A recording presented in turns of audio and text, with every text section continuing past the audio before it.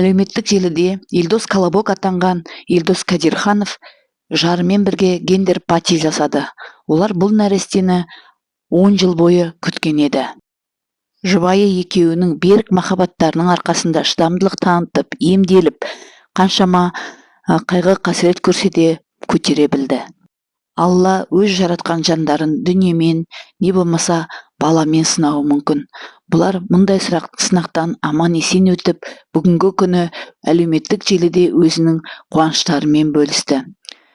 Гендер пати барысында бұлардың бөпелі болатыны белгілі болды. Елдос пен оның жарының айтуынша, олар біраз емделгеннен кейін бөпелі болатынын білген соң, жергілікті жердегі поликлиникаға оның алдымен емес, артқы есігімен кіріп жүргендерін айтты.